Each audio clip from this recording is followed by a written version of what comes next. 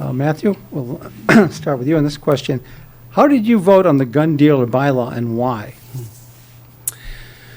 To my notes. I voted in favor of the gun bylaw. And I don't want to get into the philosophical debate of whether guns are good or bad. I'm pro-hunting. My father-in-law is a hunting safety instructor. My family knows all about gun safety.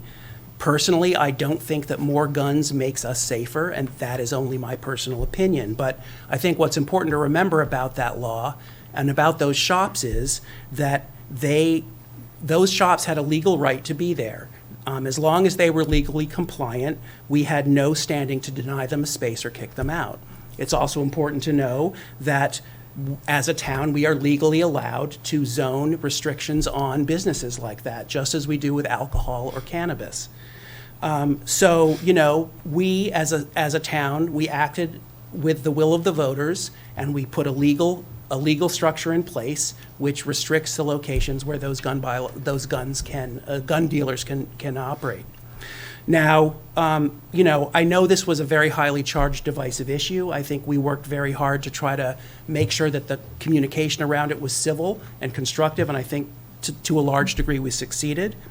But what was interesting is that the select board was divided on the issue. I spoke to dozens of residents about this, and not a single one was opposed to the bylaw, which is why I voted the way I did.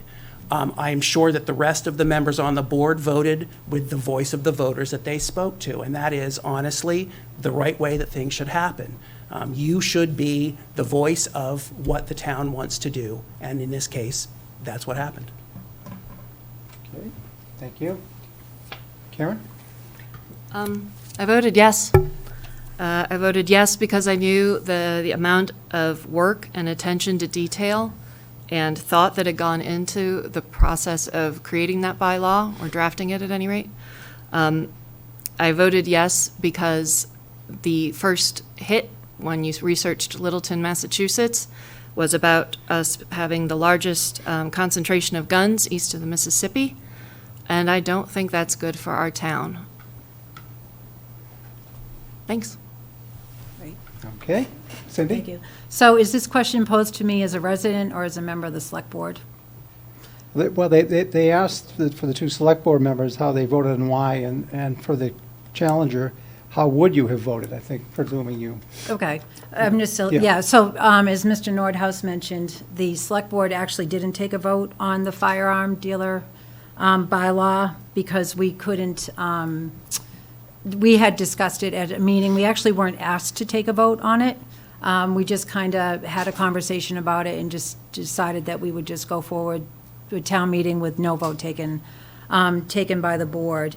I did just historically, just to let the residents know, when I first got onto the board, Chief King had come before the select board and presented an update to the board, which interestingly enough mentioned that there were firearm dealers at the mill.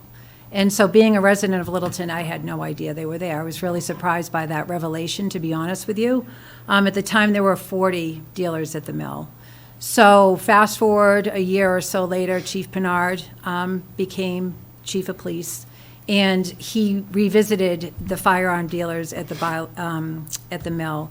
And together we brought forward the firearm dealer bylaw, which was Article 16, which we amended the bylaws of the town to add a new chapter for firearm dealers, just to give us more oversight into those groups as a whole. Personally, the vote at town meeting was taken by secret ballot. I think it sets a bad precedent to ask elected officials or residents how they voted on any matter. So for that reason, I'm not going to answer the question specifically.